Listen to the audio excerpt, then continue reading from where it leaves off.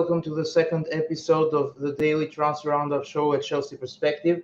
I'm joined again by my good friend and brother Fahim, and we have another, let's say, list of news to discuss with you about the club. Obviously, we can say that even today it wasn't that kind of hectic day in terms of the transfer activity that we are all anticipating to see sooner rather than later, but still there is enough information to discuss and talk about.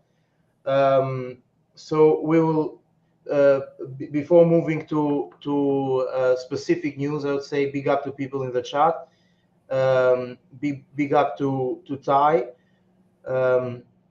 and hopefully, even though it's a late night show, and of course the format of the show, as we explained it yesterday, is this way. So we discuss about transfer activity, and we have to gather all the information of the day and bring it in the most concise way possible to you. So thank you for the commitment to following us live. It means the world to us. Big up to Kwasi, big up to everyone, and hopefully we'll have a great show. Smash the like button if you haven't, subscribe to the channel, and help us grow. Before moving to specific pieces of information, I wanted to ask Fahim if he has any general stuff to talk about initially. General stuff? No, not much. I think that there's just a new report that came out just as soon as we went live. Yeah. About Lukaku. Inter Milan are about to offer Chelsea 30 to 35 million euros or something like that for Lukaku. Still a long way from our valuation for Lukaku. We still want 40 million for Lukaku. Inter just moving very, very slow. So if that's true, I think it will eventually come to a point where Chelsea and Inter will agree to a fee. And I don't think it'll be 40 million. It'll probably be less. It'll probably be 3 less, and it'll be a time where we just accept it and move on.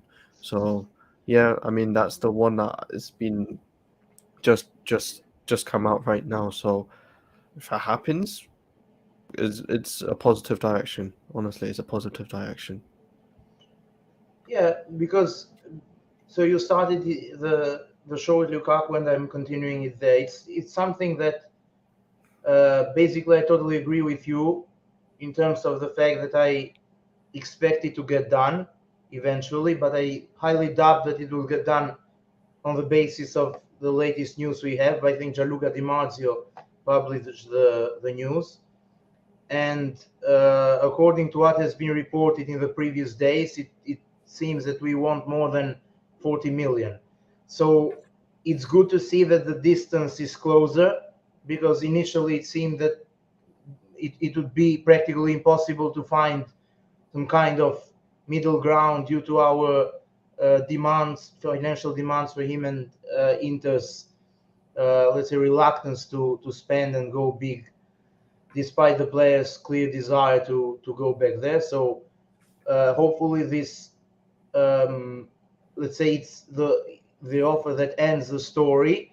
But realistically, knowing that we expect us to stay firm on the initial evaluation, which is over 40 million, at last we want to be an offer that would catalyze let's say a quick resolution to this issue, because it has actually become an issue, not just a transfer saga, and we hope that it will be resolved as soon as possible. But I basically think just like as you, so I think it will get resolved, but not with the quoted fee that has been mentioned. Hopefully it gets resolved in this way, because the difference isn't as big as it would seem. But the previous precedents in this transfer window in particular show that the club is very firm in their initial evaluation, as it happened with Mason Mount, especially when the player's desire to move is clear, so that we can use it in our favor to drive the price up as high as possible. Okay, so this is the first piece of information. Let's move to the next. Oh, this is something about Christopher Nkunku. He seems too dedicated to to starting in the career at the club in the best possible way. And the best thing is that his physical commitment, as shown in the photo, is at the same line with Mauricio Pochettino's first week at the club, which has largely been focused on helping the players regain their fitness and their physical stamina that actually had lost in the previous season, as we could see in the majority of the games. So hopefully it will help him be in the right physical condition before the start of preseason, and it will enable him to be as fit as possible for the rest of the season as well. So what do you think? Yeah, the commitment, we need that right now at this club right now. We need players who are committed. If they are committed early and training hard early, then that's a good sign. I remember last season, Mason Mount, Reece James, Ben Chilwell, when we went to that US tour, they were partying. I don't know if you remember when they were partying during preseason, and Yeah, that just showed that they weren't serious that time, and it played a part. To be honest, it played a part to our poor preseason, and they were just not looking sharp at all. But the fact that Nkunku's putting in the dedication for his new club at Chelsea just shows that, yeah, we want him to be committed. We want players to be committed. That's what Poch was saying. So I'm happy, and if he comes in and impresses and looks sharp, then it does us favors. Honestly, it does us favors. So I'm happy with that. and the second piece of information coincides with something similar. This time is Conor Gallagher, so it's not a new signing. Somebody we know very well because he played last season, and it's not a photo from the gym, but it's he's outdoors. He's working hard before returning for preseason. Now, personally, I think that to be fair with the situation as a whole, he doesn't give me the impression of a player that we should we should keep, especially if a considerable offer comes from him, whether it can be from Newcastle.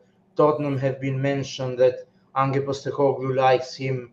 Obviously, that it hasn't been a situation where we can say that a club firmly wants him, but still there have been rumors.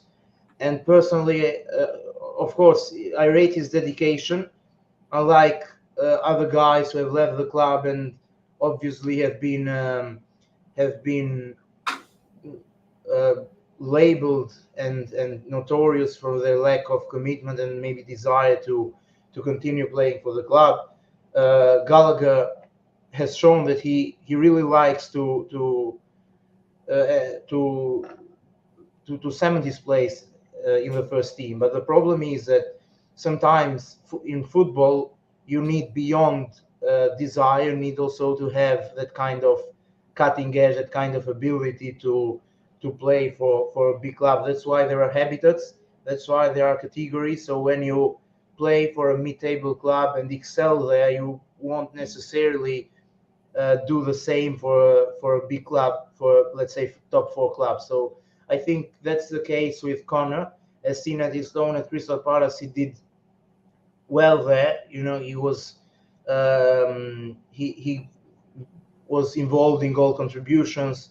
Was an important player under Patrick Vieira's guidance. But Chelsea is another kind of environment, and I don't think that he hasn't had the chances. He has had the opportunities, but the problem is that he doesn't give you the impression that possesses the technical astuteness, first and foremost, on the ball, to be trusted with a key role in the coming season. So personally, if an offer, let's say 40 million plus, or maybe even a bit lower, could come, I would cash in. No disrespect to the player from a human point of view, because he's dedicated, and I don't doubt that. But it's a case of the breadth of competition at the big club doesn't allow you to simply get away with it only through desire and dedication. So I think the best thing to be is that he can continue his career somewhere under under lower level of pressure and expectations. What's your opinion on that? Um, I mean, with Conor Gallagher, I like his mentality. I like his work ethic, to be honest. Um, I think if we don't get an offer for like 40 million, then I think maybe might as well keep him for now because we're short with midfielders anyway. We still need to bring in midfielders. If we bring in midfielders, then I think we should move him on.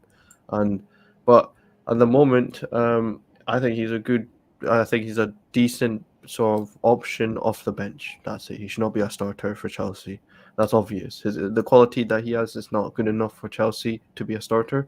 But I think with his sort of energy and aggression, it can be useful. Maybe let's say trying to close the game or something like that. So, but I'm not gonna say that we should keep him, but I think he's a player that we could have as an option. I don't mind that. We all thought Mason Mount could accept that role of being that sort of rotational player.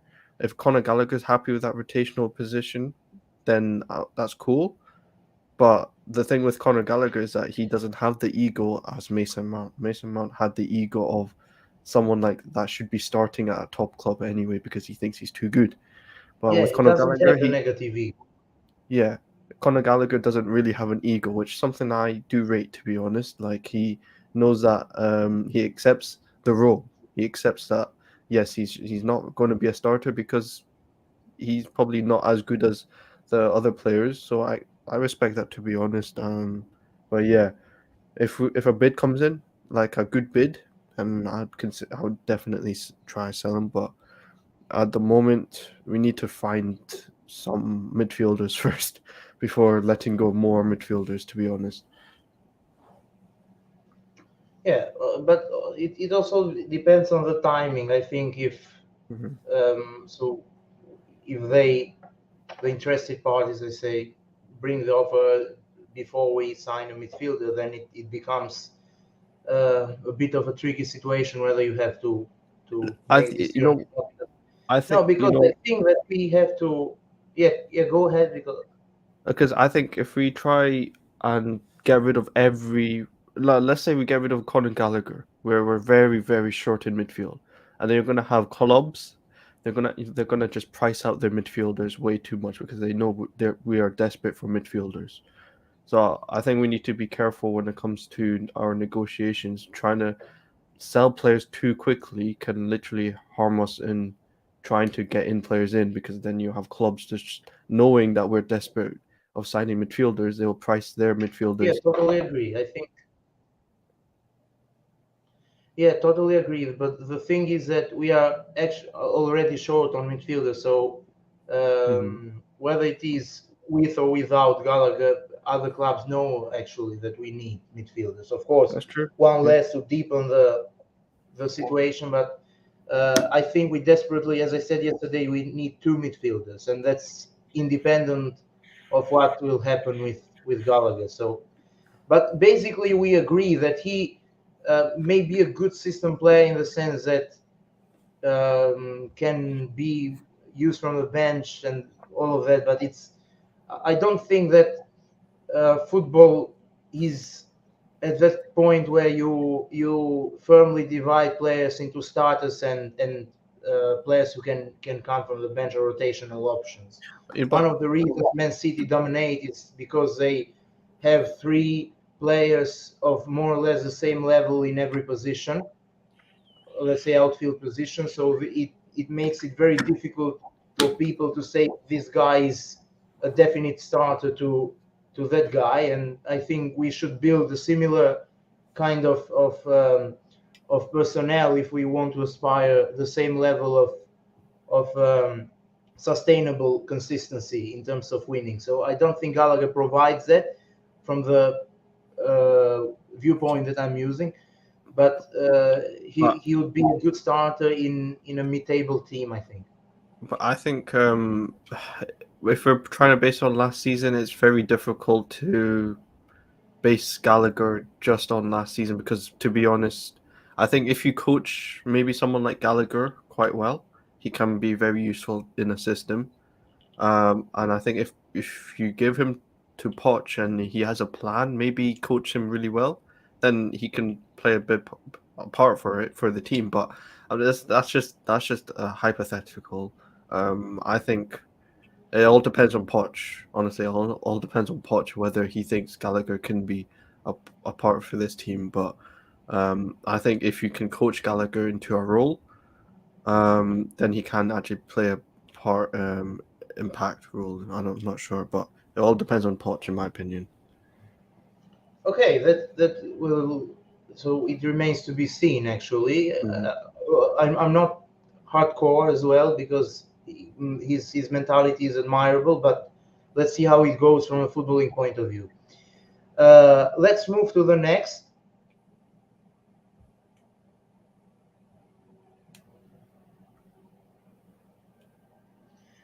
Yeah, this is intertwined with what we specifically said about Nkunku and Gallagher.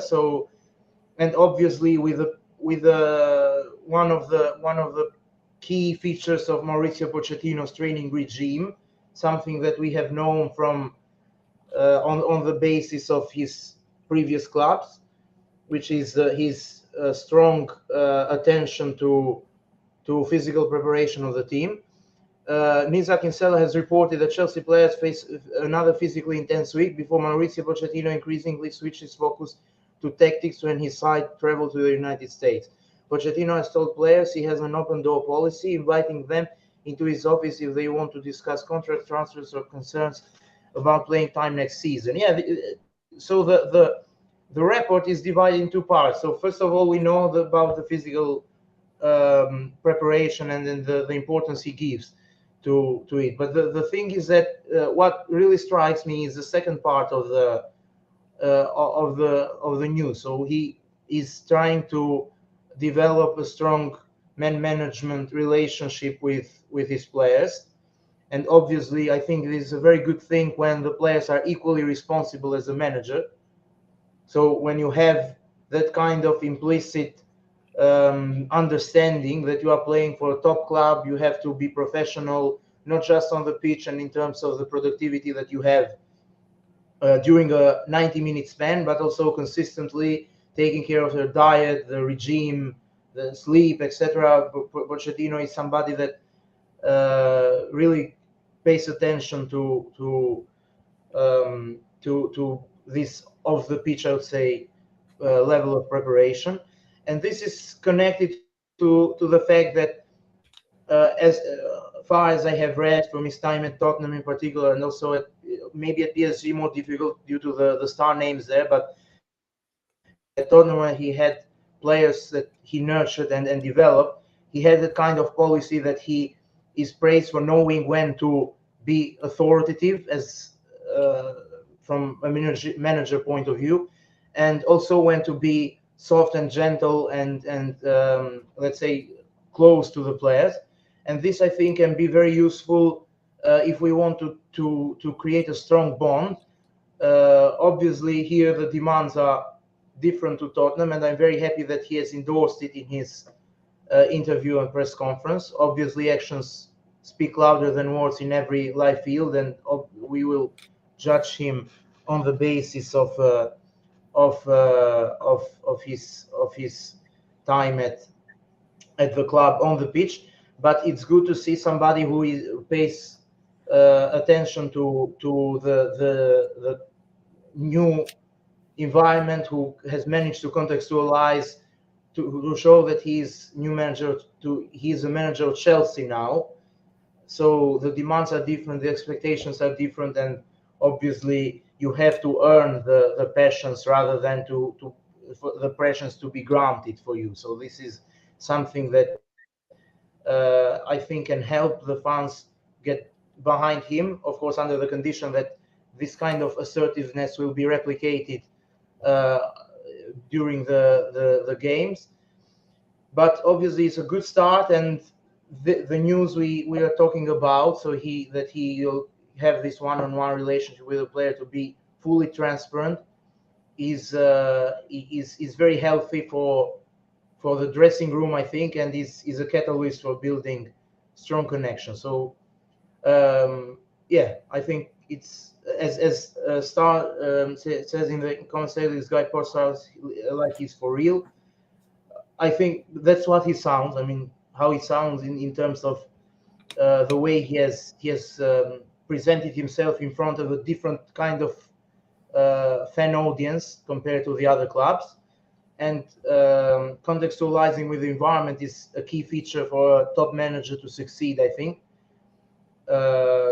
You may be a very good manager in terms of the knowledge of the game, but if you can't make the difference between your past working environments and the current one, then it can be very difficult for you to be practically integrated in that structure, as Graham Potter did. He was practically Brighton manager who ended up coaching Chelsea and acted like that during all his 7-8 months here. While Poch has shown that he is able to fully distinguish the differences between the previous clubs, so Tottenham and PSG in particular, and Chelsea. So it's very good to see, and he endorses our culture, and such a thing is very important for the harmony of the group. So, what's your opinion on that? Yeah, I totally agree. I think um, answering Star Slayer's comment saying he's for real, I think with his interview, you can tell the Poch has this confidence now that this is Chelsea, this is about winning, this is about a club that's known for winning. And you can tell that he's got that certain aura that people have been talking about on Twitter.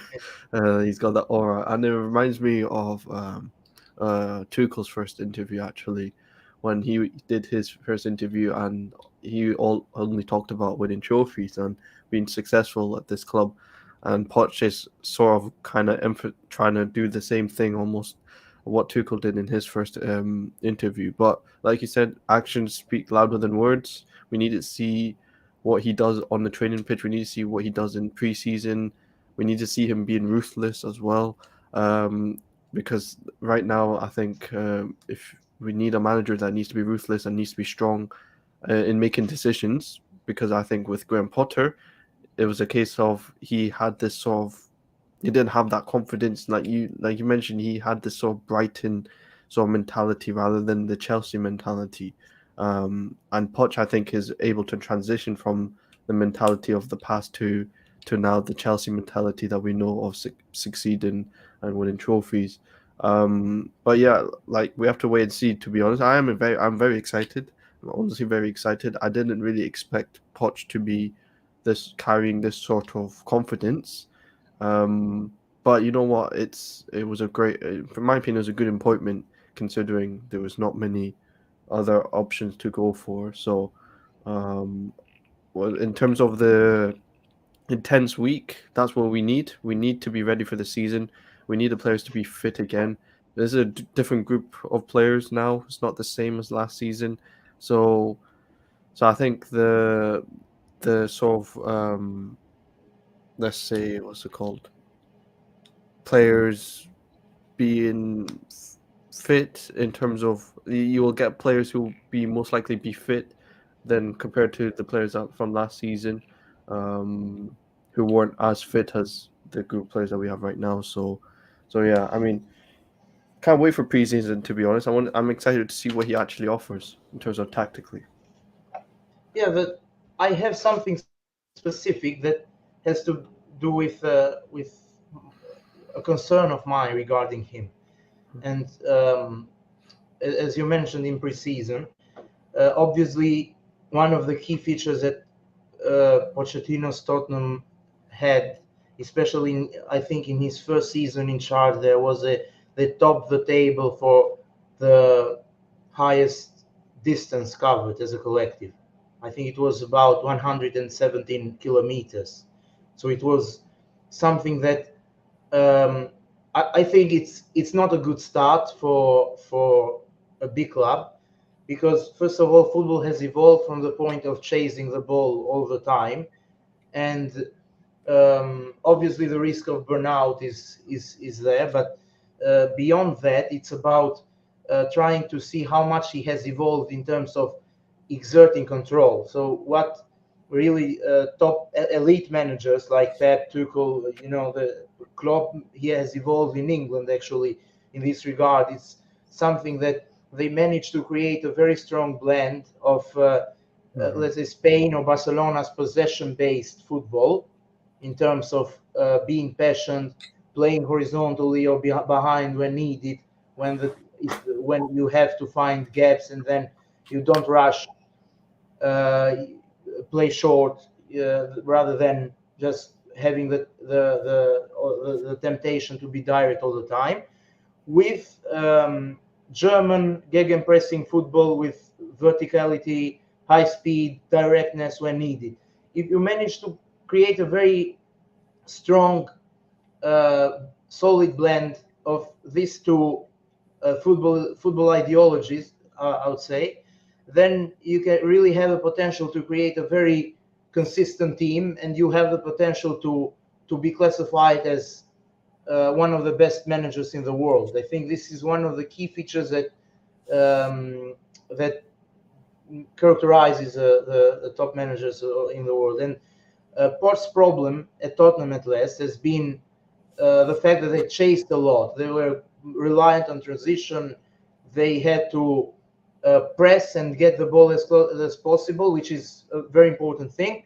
But I think he had, and in the context of Premier League being more evolved now than what it was in the past when Poch was at Tottenham, then it's the fact that team have managed to learn how to control games for a large period of time. And I think that if we really want to build and to win simultaneously, to get results, for Poch basically to endorse the culture of the club also through actions, it would be him showing that he has really evolved also in the sense of being passionate on the ball, being not being also chasers, but also being protagonists in terms of dictating the tempo and bringing the game to the opposition rather than chasing the ball all the time and relying on transition. I'm not saying that he didn't have this feature at Tottenham. They did, but they didn't have consistently enough to I think to yeah.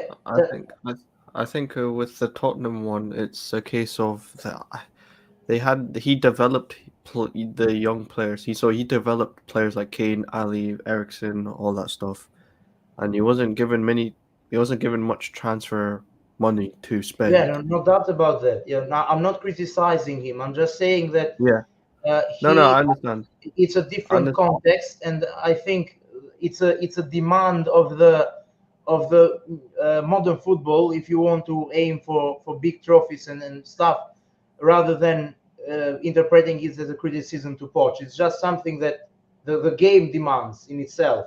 Yeah, I agree. I think with the Tottenham one, from what I remember, he had somewhat a good, decent blend, but I wouldn't say it's like the blend of what you want to see to win titles.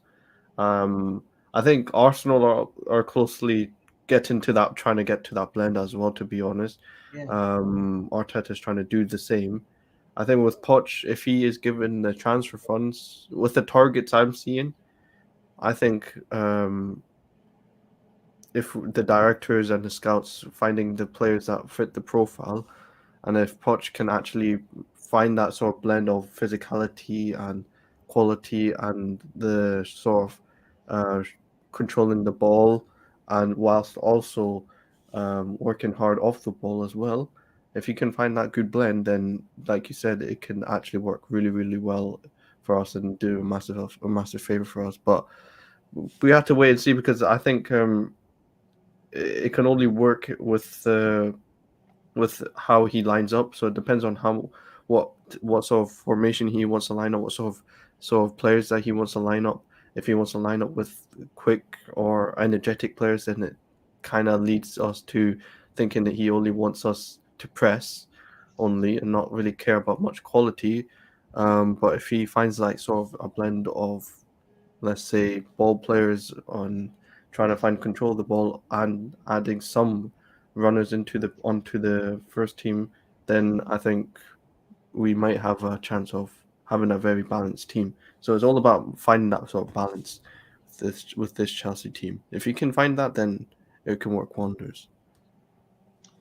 Yeah, definitely. I think, as I said, to clarify also for people in the chat, it's not a criticism, because I know that Tottenham weren't a consistent top 6 side or top 4 side in particular before Poch arrived.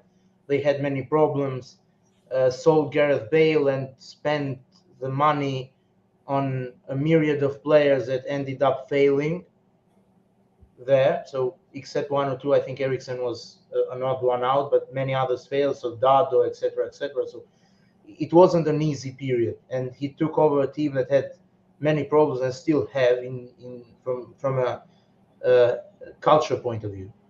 As Martin says, people forget how good Spurs were at White Hart Lane. Leaving that ground was a turning point, but must have forgotten. Yeah, obviously they were very good, and Poch has deserved massive credit for that, because they, as I was trying to say, they didn't have the kind of consistency previously. So he, not because he has become the manager of our club, it's from a neutral point of view, he has given a massive amount of contribution to consolidating them as a club that would finish in the top 3 regularly under him. And when they, before he was sacked, obviously, as Fahim said, he wasn't backed in 2 transfer windows in a row, actually. One was the summer, and then in January, when he still, the club were trying to excuse it by saying they spent a lot of money on the new stadium, and they were consistently good for a long period of time, longer than most decent coaches, obviously. Now, we aren't denying that. We are just saying that football, we are 4 or 5 years after that period. So it's just about evolving. And I'm solely basing on the words Poch has said, not just in the interview, but also in the press conference. He's saying that he's by far much better, literally. So obviously it's natural to have the curiosity to see, and hope at the same time to see it ourselves, with starting from pre-season and then into the season, that he has really evolved. And one aspect of this evolution is exactly what I'm saying. So managing to make a team who can exert more control, and this is stems from the blend I was talking about. But it's not about any kind of criticism that has to do with stuff that are specifically aimed at Poch. Poch is one of Fergie profile, so people find it how to focus their interest or criticism. I don't know, so the comparison how can fit here, but he's magic. Obviously, hopefully, he's magic for us. Being magic at Chelsea is completely different from being magic at Tottenham, but hopefully, he is magic on Chelsea, on basis of Chelsea standards. Let's see some of the other comments before moving. Sell Christian is now, he will be sold, so don't worry. I think it's So here we go. It will be materialized in the next 24 or 48 hours. So it's done. No. He will play for Milan. Fabrizio literally said, "Here we go." For Yeah, here we go. Yeah. So he's going. So he's gone. And to be honest, like for Christian Pulisic, it's kind of unfortunate it didn't work out. To be honest, but we have to move on, man. Yeah, he can be a good system player there, because the nature of the league is softer, but Premier League is has a much let's say faster pace. Okay, so we have to move to the next, and it has to do with Ryan Cherki. Yeah, we talked about yesterday about him shortly. Obviously, he's a good talent, and Fabrizio Romano has said that he isn't aware of any direct contact between the club. And now here's the thing I'm worried about, because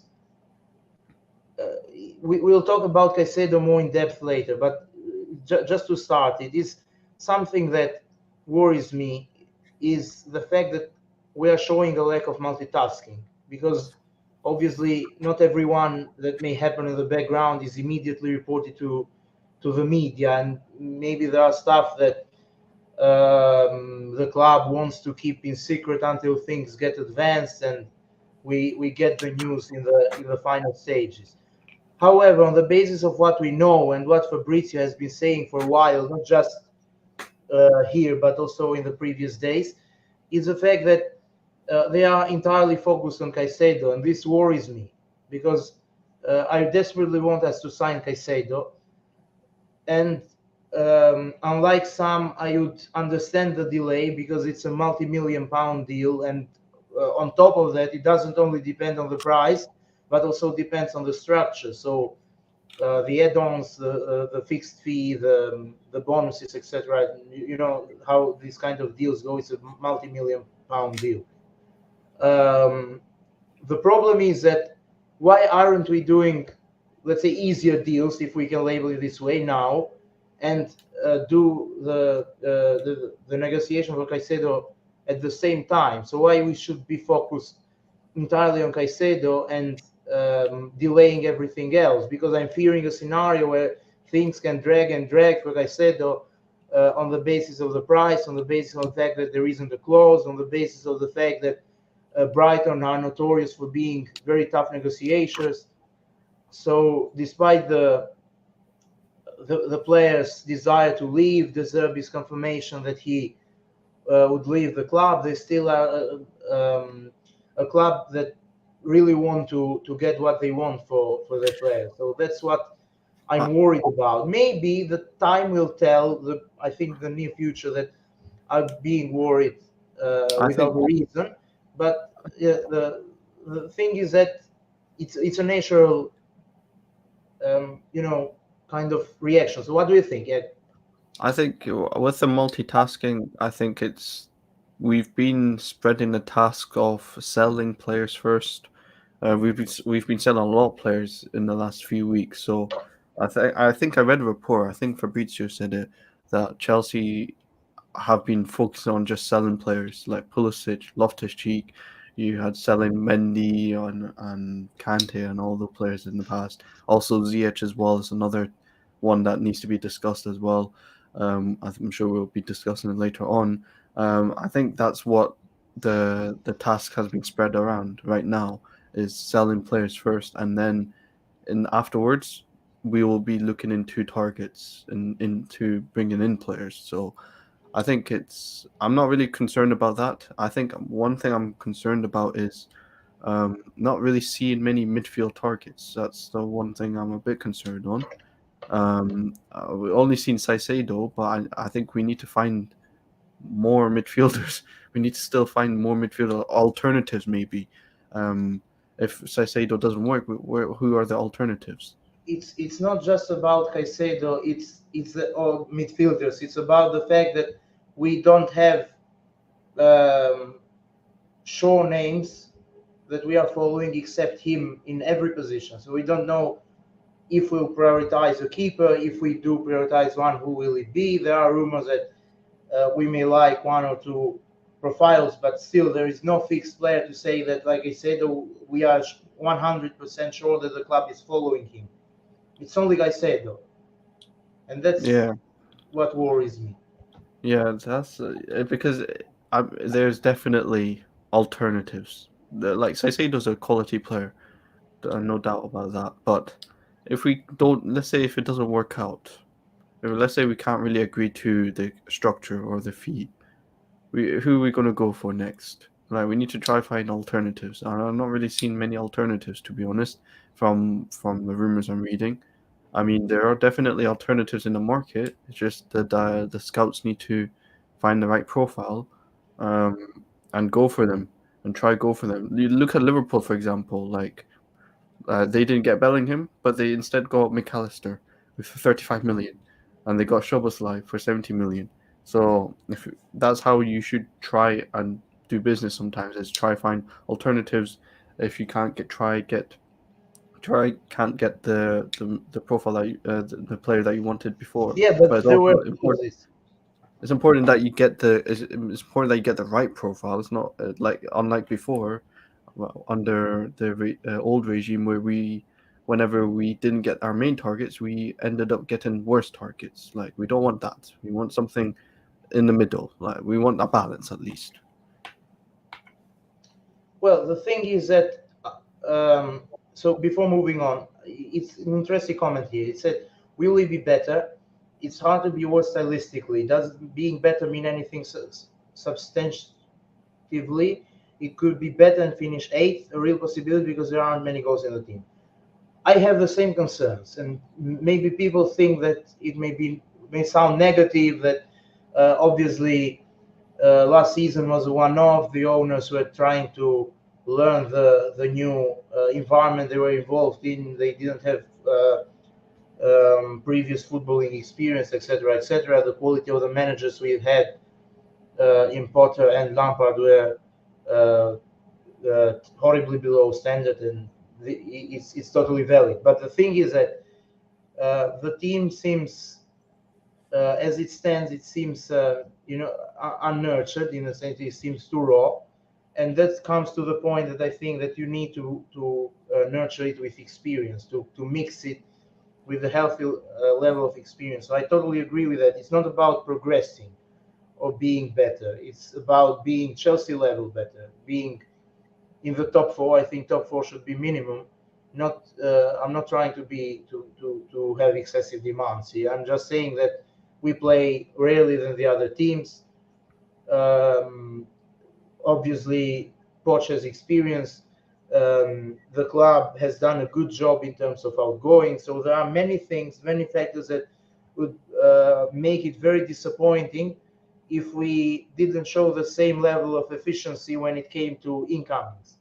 And that's what we should do in order to give Poch all the tools so that he can devise something special, or something, first of all, acceptable and eventually special, but for us, at the very least, to be assured that we are in the right way. So totally agree with that.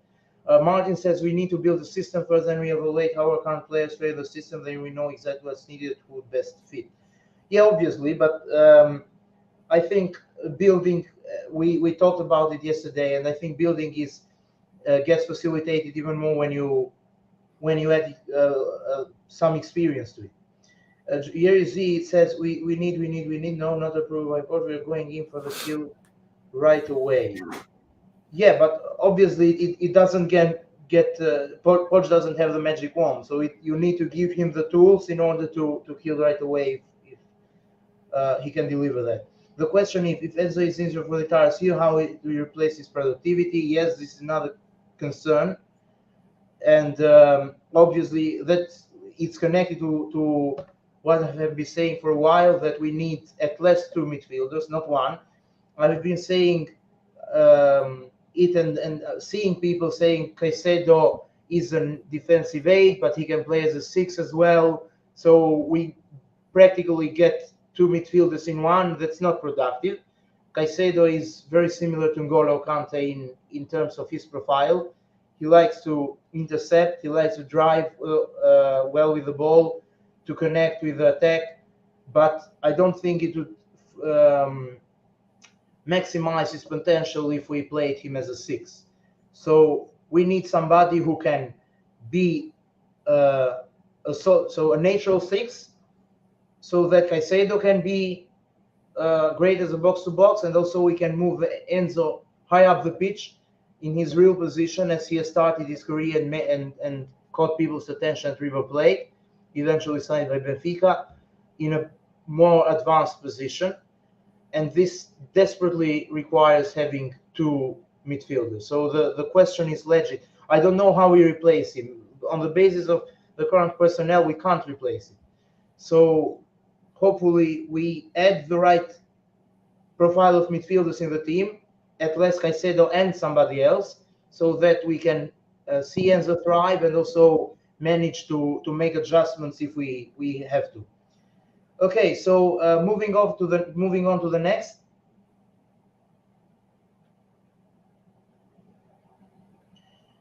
Yeah, the news is confirmed, as we talked yesterday. Fofana will go to Union Berlin. Not much to talk about it compared to and there isn't anything different compared to what we said yesterday. I still stick to my opinion that it's a good loan for him. Hopefully, the club, and I think they have assured that he will have enough playing time there, because one thing is going on loan for the sake of it, and something completely different is being assured that he will have minutes. They play in the Champions League, their debut season. Then it's a very qualitative loan from this point of view, and also stick to my opinion that he can enable us signing another player as an attacker, despite the fact that we play less games, and for some Broya and Jackson can be sufficient, but I don't think it's really sufficient. Martin says, happy for Drator. This could be his final club, so he needs to impress. I don't know, he's referring to us or Union, final club. It's about us, I think. So this could be his final club. He needs to impress. Maybe he needs to impress, obviously, and the club, the fact that it's a dry loan shows that the club wants him to develop and come here stronger. So that's what we all hope. Okay, moving to the next.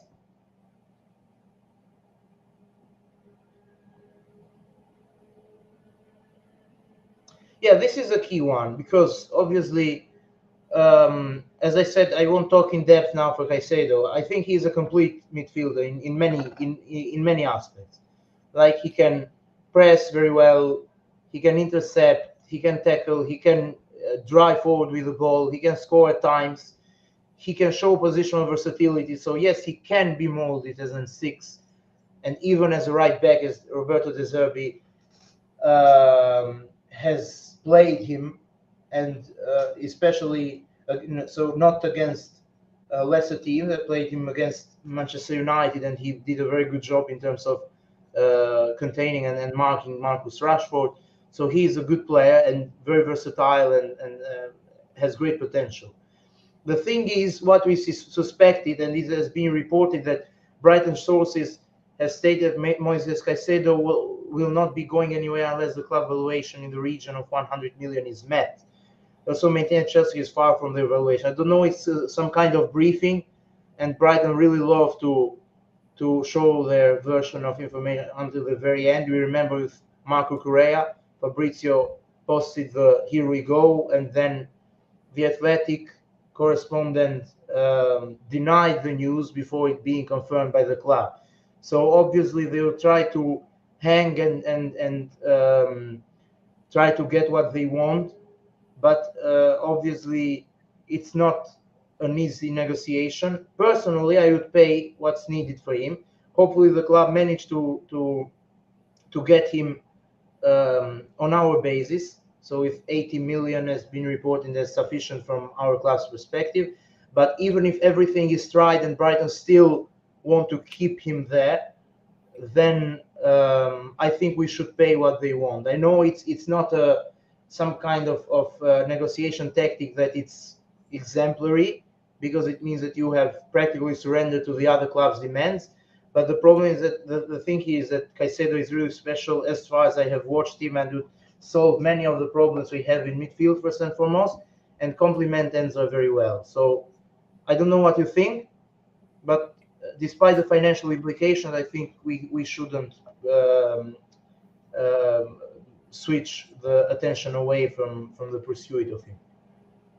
Yeah, I mean, Caicedo and Enzo, for me, if you were to get that two players in the double pivot, it could eventually be one of the most promising and best pivot in the league. It could end up being like that because it provides balance in that midfield. You have the defensive qualities of Caicedo, and you have the playmaking abilities from Enzo. And if you combine them two together, it'd be OP, be overpowered. But yet again, 100 million for Caicedo, I think it's just ridiculous in my opinion. Like, that amount of money for Caicedo, Brighton asking that much money is actually mad. But I think it's more to do with the fact that our payment structure is a lot different to to what it usually should be. Maybe it's different. Hence why they're demanding 100 million. But if we get him for 80 million, it is what it is. Even though I do think even 80 million is a lot of money, but I think we need to add someone like him in our team anyway. So someone who's got that sort of versatility of playing a number 6 and some maybe as a number 8 as well. But I don't think we should accept Brighton's demand. We should also try play hard against them because they've also um, played hard to get with Cucurella. They tried to get Colwell from us for trying to get for 30 million at the start. Like we should also try be hard with Brighton as well. We shouldn't try and accept their demands. But um, yeah, I think anything more than 80 million for Caicedo, I don't think it's worth it in my opinion. Well, I totally get the point because obviously he hasn't been established yet as a top midfielder, so he's still young in principle, and I get that. But the thing is that modern market is inflated in itself, so you can't move away from the general tendency a lot. Otherwise, you risk saving money but decreasing in quality, as we have seen in other precedents. So it's a tricky situation. Yeah. I just think if we were to gamble all in this player, actually, I don't know how we try get another midfielder. To be honest, that could provide the same quality or I don't know, because I think we should try and find somewhat a good balance of spending wisely and getting the return as well. If we try and spend recklessly, then not get the return, then it ends up being a huge problem for us in the long run. So I think we need to try spend wisely now rather than spending recklessly. Like last summer, we spent quite recklessly on players like Fofana, for example, who I didn't think it was worth 70 million, and he's got quite a bad injury record, to be honest. So I think we need to try and be careful how much we spend as well. So, yeah. Yeah, but the thing is, I totally agree with the general approach, so that we shouldn't overpay and all of that. The thing is that context is a bit tricky here because we have to remind that we pulled out of Ugarte, and if we do the same here, then it can be very questionable. And if you try to seek alternatives, and people in the chat were mentioning, or even there, I think, let's say it's totally hypothetical. The alternative is Chouameni. There are some noises, and he may leave Real Madrid. Of course, there is no solid report on that, but there are some news. And you give Real Madrid the money for him. Of course, they want a lot because they initially bought him for a lot of money. So it won't be a significant financial difference. In case you want to move away, but remain in the same quality basket, so it can be equally expensive, and some may claim that it's overpriced. So obviously it's not ideal, and I really hope that ideally we will sign Caicedo, we will have him for the preseason tour and sign him on our basis, because you said that the club should be hard, and I think we are hard on ourselves in terms of that we aren't surrendering to Brighton's demands. But one party has to make the leeway, and I think hopefully Brighton are those, considering the desire of the player to leave, considering the fact that they are aware of that. So it's not a case of them trying to keep Caicedo by force for long, but it's a case of they being given their financial demands, and hopefully we'll get him on the basis of how we want him to do. And it's a test also for the sporting directors. I'm just talking about an extreme scenario when you have to choose between spending 100 million, as the report here says, and missing out on the player altogether, which is, I think I'd go with the first, specifically in this case, because I don't think the alternatives are less expensive in a significant way. They may be 10 million max less, but it's not significant. And if you want significantly cheaper alternatives, then you risk getting significantly weaker players. So that's what I desperately want us to avoid, especially considering how many transfer windows we had before and how all of it went when Marina decided to follow this road of choosing opting for the third or fourth. I get that. I get that. The fact that if you spend less, you might get the less quality that's possible. But there's also a possibility where spending a lot of money on one player might not get the same return of quality that we may see at Brighton. I'm not. That's not to say he will end up flopping. I'm not going to say that. I think if we were to get Caicedo, I think he does well. But there's also a risk. Every transfer there's a risk. There's a huge risk. And I just think if we find some alternatives, and like you said, we need to try do multitasking in this case, because let's say Caicedo doesn't work, we need to find a good alternative. So I think that this will. I don't think the Caicedo deal will happen anytime soon. I think once we're done with outgoings, I think then we'll move forward with the midfield target. So I think within the next few weeks we'll see what happens with our negotiations. Yeah. Obviously, let's see. Hopefully, it gets resolved as soon as possible. Reading some of the comments in the chat, Brighton is being really difficult. Maybe we could go for that Madrid guy instead. I said it will definitely be more or less equally expensive. Maybe Madrid can have another kind of stance, and there are absolutely no guarantees that he will leave Madrid. So the theoretical favor in Caicedo's case that we have is that the player wants to leave, and we are, as it stands, the only, and hopefully it remains this way, the only club that is actively in his pursuit. Yes, he could be injury prone or something. It's all about the alternatives.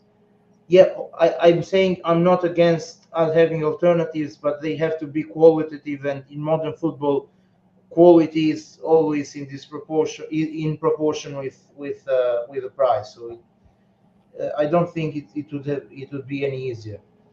Okay, let's move to the next piece of info.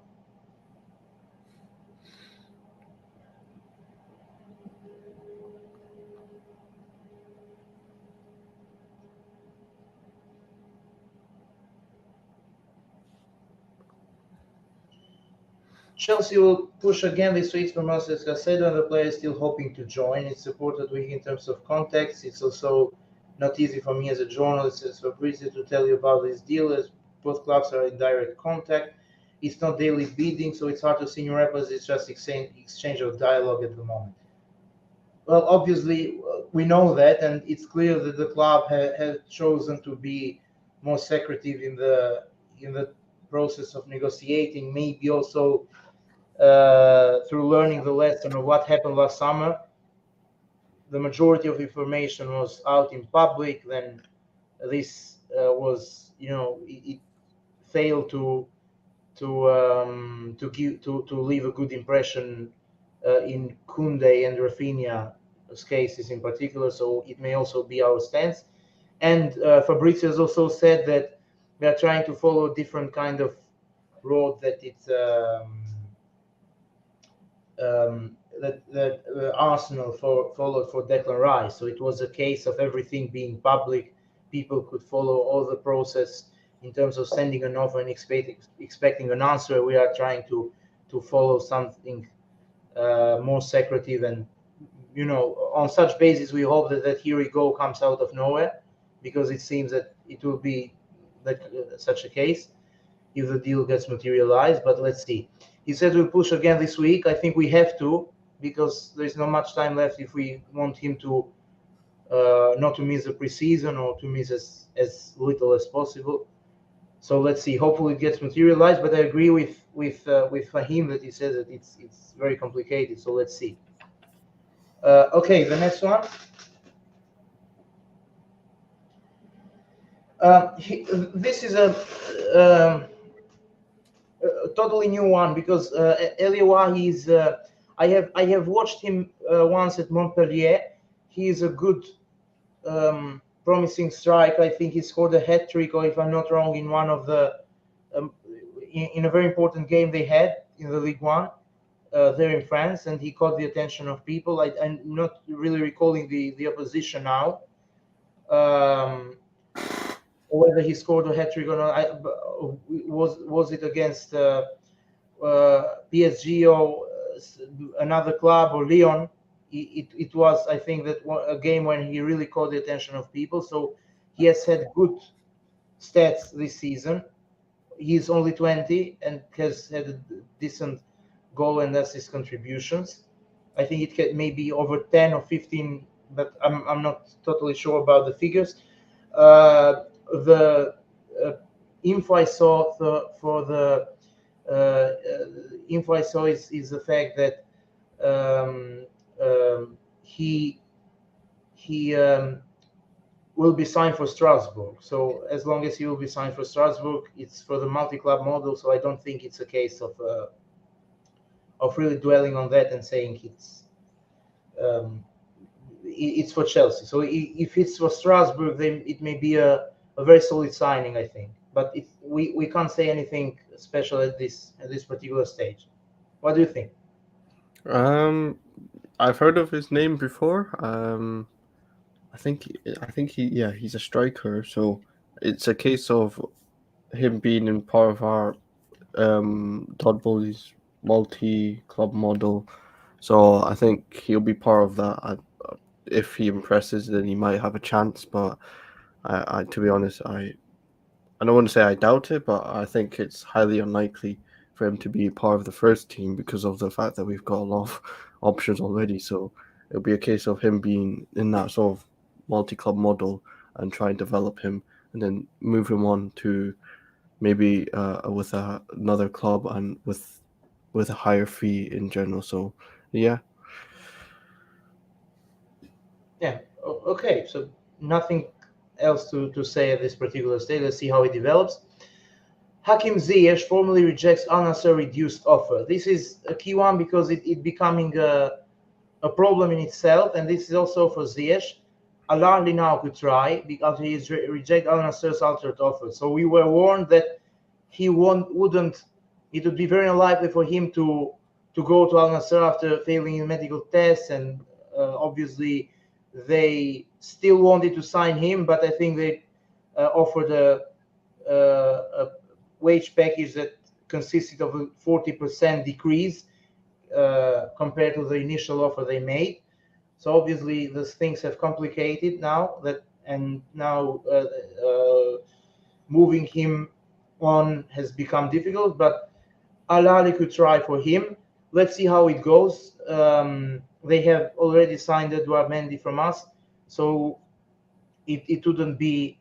It's not a surprise in principle, but in terms of whether it will be materialized or not, uh, let's see how persistent they will be and how dismissive they will be to his to the latest news regarding him. So about his medical situation and how the knee problem he had, and obviously it has come to a point where it more depends on the player rather than the clubs going for him. Hopefully he gets the move because it's not a good situation to witness from both parties, from our club's party and from his point of view. But let's see how it goes. Hopefully he will accept this offer. I don't think it's much different to Al Nassr because obviously they wouldn't have gone in for him. But I think they are aware of the situation about the wage, and hopefully they meet his demands and he materializes his move. Yeah, what do you think? Yeah, I think it's the I'm not too sure the knee problem that he had. I think he had this issue before he joined Chelsea, if I'm not mistaken. I heard something like that before. Um, but I think maybe Chelsea accepted it in that case, but I'm not too sure. Or actually, no, it was PSG. Sorry, it was PSG that did. He It did was his a medical. documentation problem there. No, so I read somewhere that when he did his medical for PSG, they found out that he had this knee issue, but they just Oh, accepted it.